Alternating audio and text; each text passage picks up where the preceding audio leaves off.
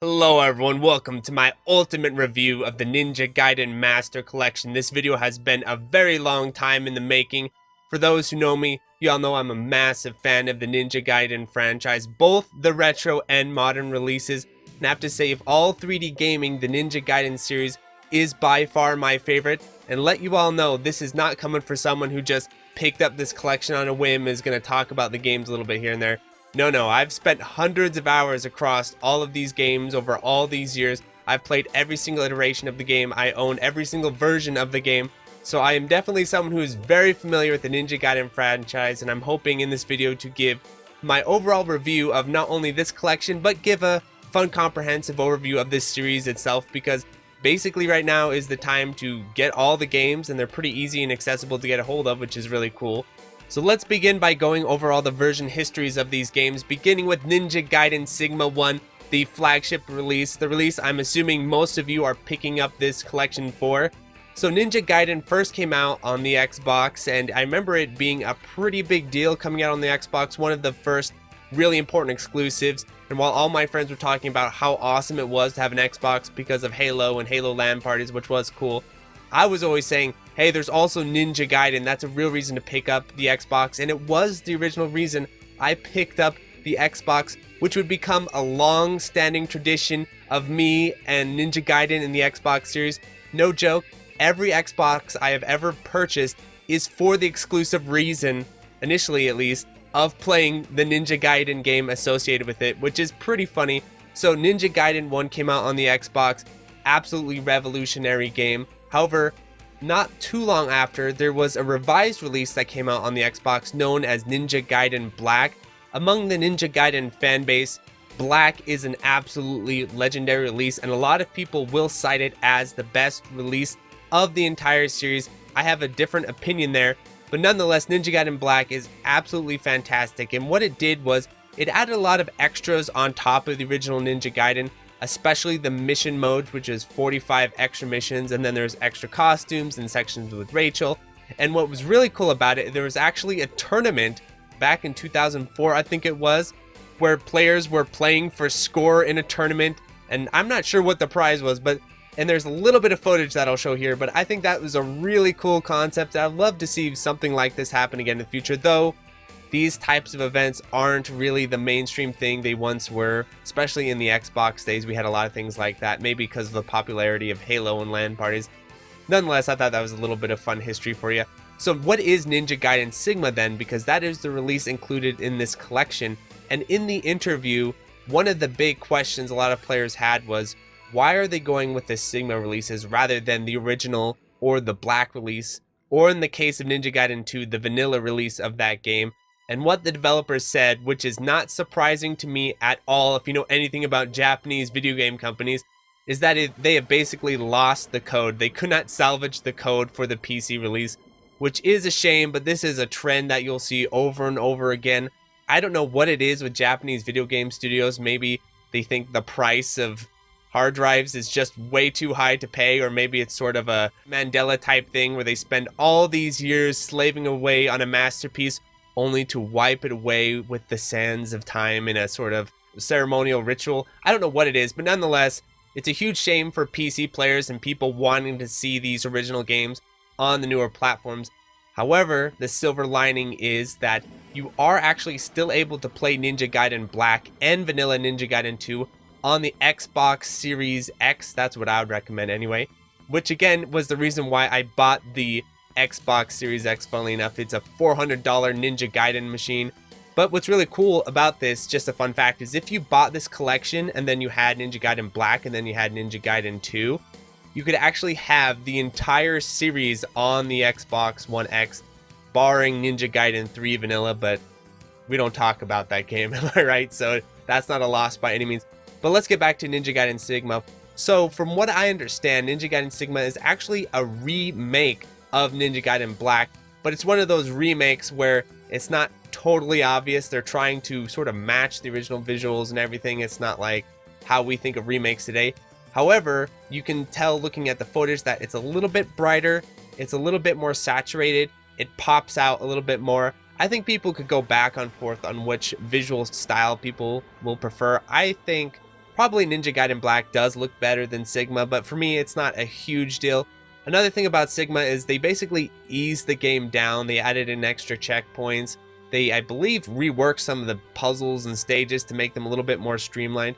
Again, this is something that maybe more mainstream fans of the series would have something very much against, because they love the puzzling and all that sort of stuff, and they want it to be a little more exploratory. Myself personally, I much more prefer the strategy of Ninja Gaiden 2 of making it more focused on the action, more focused on the combat, and removing a lot of those puzzle elements, because I think having clarity of design and asking yourself at the end of the day, are people playing Ninja Gaiden to solve puzzles? Or are they playing Ninja Gaiden for stellar combat? Again, this is going to depend on different people's perspectives, because I know a lot of people prefer the original Ninja Gaiden because it has a more Legend of Zelda style to it. But for me, I like the more action style of Ninja Gaiden 2. Nonetheless, Ninja Gaiden Sigma 1, all things considered, is not a huge departure from the original game. Or Ninja Gaiden Black, you're going to lose some DLC costumes. There's going to be some changes in the gameplay. But it's not like it's a complete overhaul to the point where you won't recognize the game or anything like that. And I think some people give Ninja Gaiden Sigma 1 a little more grief than it actually deserves, at least in my opinion. I prefer playing Sigma 1 just fine. I don't really miss Black all that much. But then again, I'm not a huge purist with the original Ninja Gaiden, so take that with a grain of salt. I think when we're going through these versions, I think both versions are worth owning if you want a more streamlined experience, which I prefer. Sigma 1 is the way to go. If you want the authentic original release, well, or at least the enhanced authentic original release, go with Black. And yeah, there's both reasons to own both games. There's no reason why you can't play both, and it's kind of a weird mentality that some of the fans get into with this series where, oh, you can't play the Sigma releases because they're disloyal to the original. So Sigma 1, I tested it on the Nintendo Switch, I tested it on the PC, runs buttery smooth on both of them. You're going to get a little bit of extra lag on the Nintendo Switch because that is the nature of the console. There's nothing the developers can do about that. But as far as stability of the frame rate to start, as far as the resolution and everything, looks great to me. I guess you can get higher resolutions on the PC, of course, but the Switch performed very well, and spoiler, it runs better on the Switch than the other two titles, which shouldn't be surprised because it's based on an Xbox game and is a little bit more toned down graphically. So let's get to Ninja Gaiden Sigma 2. Now this is the juicy one for me because my favorite game in the series by far is Ninja Gaiden 2. I like it a lot more than Ninja Gaiden 1 because they upped the combat, they upped the complexity, they added in even more weapons, and the difficulty as far as the combat when you're playing a Master Ninja is insane, and just the density of the gameplay. You're not wandering around, you're not solving puzzles, you're not swimming through underwater for large sections of time. No. You are battling your way through the game non-stop with some really legendary epic moments. So I'm a huge fan of Ninja Gaiden 2. I think it is very underrated. I actually made an entire video about this, but I want to just re-emphasize this point. This was the reason I picked up the collection, or if you put Ninja Gaiden 2 on something in a good form and there's some sort of enhancement there, I will buy the system. Again, this is the reason why I bought an Xbox One X. So it actually sold two systems. I bought the original Xbox 360 because of Ninja Gaiden Sigma 2, and then I bought the Xbox One X to play Ninja Gaiden 2 Enhanced. So it's pretty crazy. This thing has basically sold me two different Xbox consoles. Let's talk about the original versus Sigma, because this is going to be a sticking point for a lot of people. So I think this is the biggest change between the original and Sigma versus what you get in the original one. In Sigma 2, they changed a lot of stuff. For instance, they removed a few of the boss fights, notably boss fights I don't like the jungle boss fight inside that weird cocoon tunnel thing or whatever that is. They've also really toned down on the projectile spam. In the original Ninja Gaiden 2, the projectile spam is absolutely insane and torturous. I think it was really frustrating for a lot of players, so they removed that or toned it down quite a bit. They also added in new weapons and the really overpowered Emma's Fang, at least from my understanding. I'm not a full master of the tier list of Sigma 2, but it definitely feels like Emma's Fang is very, very strong. But they added in other weapons as well, and they also changed the way the shop system works so that instead of being able to upgrade earlier by just saving up your money, which I do like in the original release, in Sigma 2 really selectively doles out when you can upgrade. It's much more sort of locked in. What is nice about Sigma 2 though is that it is much more streamlined, and I actually prefer that in a lot of ways. It removes stuff like key cards and having to find different items and that sort of thing. It's just pushing you right through the game at a much faster pace. Also, they dropped the enemy count but increased the enemy HP. This has two different effects. One, it does make the game easier because now you're not having to deal with as many enemies bombarding you at once. And it also makes the game feel a little bit more spongy, where you're gonna have to beat down the same enemy a little bit more than you had to in the original Ninja Gaiden 2. So that kind of hurts the pacing a little bit, the sponginess of the enemies. However, by dropping the enemy counts, it actually increases the pacing of the game quite a bit, in that you're able to go from section to section much faster. So if you want a quicker playthrough of Ninja Gaiden 2, there's no doubt that the Sigma 2 release is just going to be better on that front. You're going to be able to get through the levels faster. You're going to be able to get by some of the more obnoxious boss fights. You're going to get nerfed sort of spam sections, and they're also removing the sections where you just fight in those arenas and everything like that. So the idea, I think, behind Ninja Gaiden Sigma 2 is to make the game much more accessible and friendly. So if you've never played Ninja Gaiden 2 or you're not all that familiar with the game, I definitely recommend going with Sigma rather than with the original release, because the original release is very hardcore. For hardcore fans, there's no denying, there's no doubt that the original release is the preferred release because of the upped enemy counts, the absolutely insane amount of combat you get in the game, and also the difficulty is also batshit crazy. So if you want to push yourself to the limit, there's no doubt that the original Ninja Gaiden 2 is the way to go, and you can play it on the Xbox One X, like I said earlier. But for people getting into the series, I think Sigma 2 is great. And another thing I love about Sigma 2 is all the additional content you get. Now, some people sort of scoff at this, but I actually really like it. I like having the extra female chapters.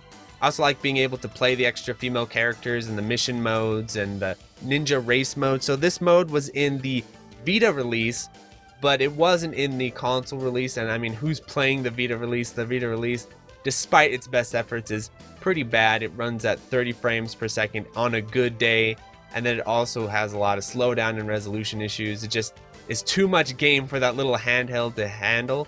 Nonetheless, this issue isn't entirely avoided on the Nintendo Switch, however. So unlike Ninja Gaiden Sigma 1 on the Switch, Sigma 2 has more performance issues on the Switch than the other one.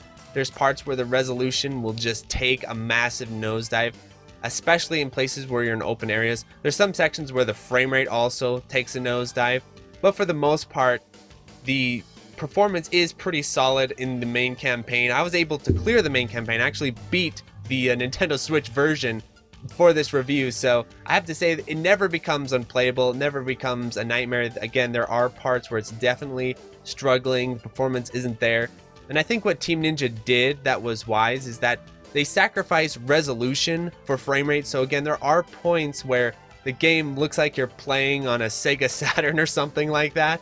The resolution drops really low, but the frame rate tends to hold in there pretty good, and I didn't have a whole lot of missed inputs or anything, and it felt fairly responsive. So overall, I think if you want to play this thing in handheld mode, if you want to play it on a handheld, the Switch is the way to go. I'd recommend getting the Hori Split Pad Pro for that. Being able to play on the handheld, it goes a long way. But if you're wanting to play it in a console type setting, I would definitely recommend either getting it on the PC, PS4, or the Xbox One X. I would say the PC, obviously, because you can have the amenities of what is a PC. But I would say my biggest criticism of this release specifically is I was really hoping they would patch the blood, or the full extent of the blood, back into Sigma 2. This is something they actually did in the Vita release. So in the Vita release, they add the blood back in. From what I understand, at least from what I can gather, it's a little bit sketchy, this information, but from what I understand, the reason why they dropped the blood back in Sigma 2, or the reason they said, was for performance reasons, so the PS3 could handle it, you know, the original Sigma 2 release. However, I always suspect that it was also for commercial accessibility as well, because if you look at Sigma 2, a lot of its design decisions were for accessibility, like I mentioned earlier, when I don't think there's anything wrong with that, and I don't really think it's a huge deal that they removed the blood. I know some people are much more focused on this than I am, I would like it if they patched the blood back in though, but I'm also optimistic that maybe someone might mod it back in. I mean, that would be a lot of work, but that is what is cool about the PC releases. This game has a massive fan base, and I could see some fan-made mods for Sigma 2 that would be pretty cool, maybe adding in Kasumi or something. Yeah, that's Ninja Gaiden Sigma 2. Not as good as the original that you can get on the Xbox One X, but a very solid game and my second favorite after the original version. And then we get to Ninja Gaiden 3 Razor's Edge, and this one is very interesting because unlike the other ones, Razor's Edge has been available on a few different places. So it originally came out on the 360 and PS3, and then it came out on the Wii U, and I have the Wii U version. I don't recommend it. The Wii U doesn't run the game all that well. It feels pretty laggy to me, and the performance is meh. So I wouldn't recommend the Wii U version. You're also able to play the enhanced version on the Xbox One X through backwards compatibility, and then you now have it on the PC. So unlike its sibling games, Razor's Edge is pretty widely available on lots of different places, and it is interesting what people's takes on Razor's Edge are. Personally, I'm much more of a fan of Razor's Edge than I think the game deserves. I actually play it way more often than the original Ninja Gaiden. The reason for that is, again, it is very streamlined, even more streamlined than the Ninja Gaiden 2 actually, where you are just going from fight to fight to fight. There's not even shops, there's not even items, it's just straight up fighting all the way through, and I don't have a huge problem with that. The big problem with Razor's Edge is that it was built on the carcass of a horrific Ninja Gaiden sequel, Ninja Gaiden 3, the original release, where I feel like they saw Resident Evil 4 and they got jealous and they're like, okay, we need to add a lot of QTEs and we need to make this more of that campaign 2007-8 era mainstream game. You know what I'm saying? Like EA Army of Two style stuff. It kind of reminds me of this EA game called Army of Two, both the visuals and the way the game's made. And I think what happened is they released it, the fan base was like, what the hell is this? And they did about face and released a really revamped version called Razor's Edge, and that's the, I would say, absolute definitive version of this game. Do not bother with the vanilla version unless you're just morbidly curious. They add back in a lot of the combat, they add back in a bunch of weapons, they try and sort of up the enemy counts, they try and make it feel like a Ninja Gaiden game once again. However, there's places that are really silly and stupid still. There's some level design that's very questionable to say the least. I have to say that Razor's Edge, at the end of the day, is actually a really fun game. This might be purely my bias speaking, but I do think it is a little bit better than it gets credit for, though I will not blame reviewers for giving it sort of mediocre scores, because you tend to need to be a big fan of the series to be as appreciative of some of the changes and just the amount of content and difficulty. This game is no freaking joke difficulty wise. It is very difficult. I played it on hard mode for a while and I was like, oh yeah, this game's way harder than I remember, because I cruised through Ninja Gaiden Sigma 2 hard mode. Like, I didn't die. I beat the entire game without dying on hard mode in Sigma 2. Razor's Edge, not so much. Some of it is through merit, you know, through just difficulty in the fights, which is good.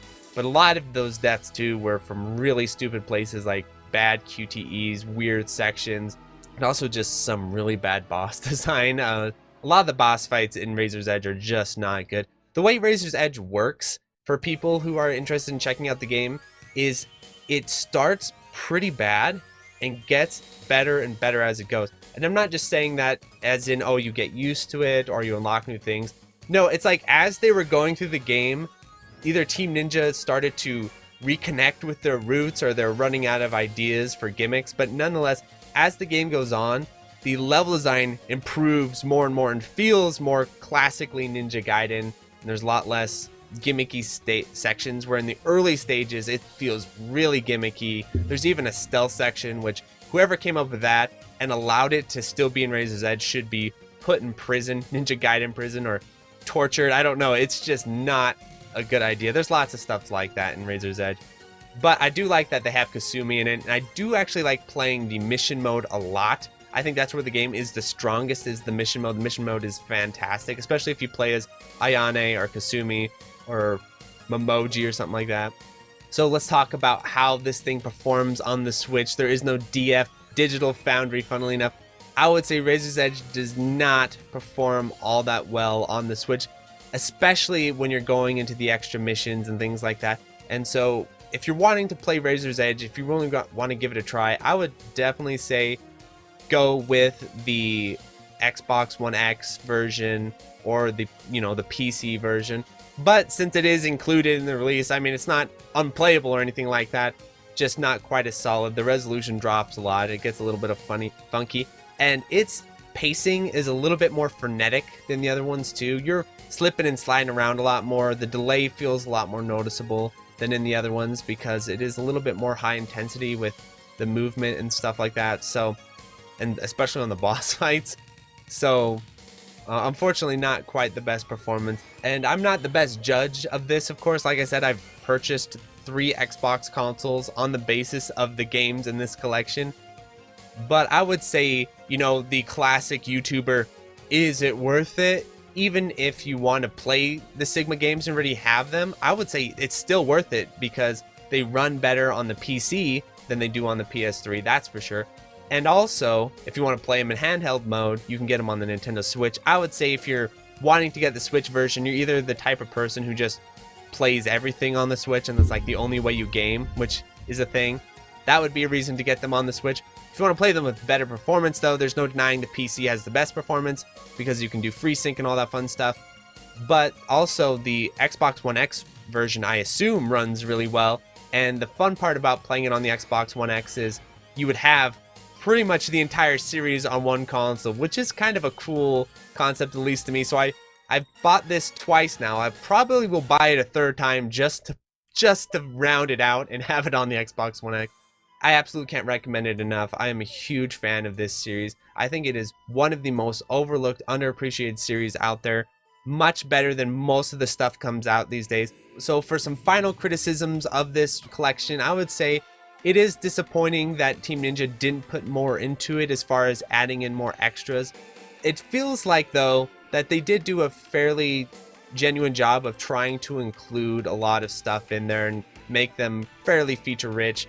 Of course, they couldn't get everything in there, like the online mode. That they said that would just be a nightmare to include, which I can understand, and it wasn't necessarily all that popular. Maybe in the future something like that could be patched into the PC version, who knows. But yeah, I do wish they had a little bit of extras here and there besides the art book and everything, where they could have at least some extra costumes and everything, especially since, they're Team Ninja and they spend how much of their time making costumes for these characters in DOA. So it would be fun if they imported more of these costumes into these games. Who knows though, maybe the PC modders will make this happen. I'm at least optimistic for that. So yeah, if you haven't subscribed, please do. I have a lot of Ninja Gaiden. I have a fair amount of Ninja Gaiden content on this channel, and I'm also going to be planning to look into more action games in the future, probably starting with Bayonetta, so you might see some Bayonetta content here in the near future for the character action fans. Adios, everyone. So thank you to the $5 patrons: 172 PCT Water, Adam Pearson, Ukshay Wadker, Dingo, Handicapped, Another Joe, Anthony A, Aaron Solis, B. Reality, Ben Win, Borgie 22, Brian Reboot, Brian Shiver, Chris Yuzefovich, Chronic Burnout 3, Choreo, Danielle Savage, Delta Tango 6, Disco Stas Leia, Eric H, Frank Carter, Full Set, Retro Schmupper, Geriatric Donmaku, Hausu, Ilya, Kiwi, JLab, JB RPG, Joe Angelo, John Kelly, Gameboy Gru, K, K2, Kiko Man 589, Larridge, Malaise, Mark Toms, Maz, Meher Kalendrian, Minong, Queen Charlene, Nathaniel Davis, and Electron, Neon Dagger Games, Okla Kugels, Philip Mason, Portal 63, Raul, Real Skeen, Sketchy Raccoon, SLW, The Boot Rex, The Real Ikuzo, TRM, Sugumo, Yishi, Plasmo, and Utsukaya. Thanks for watching.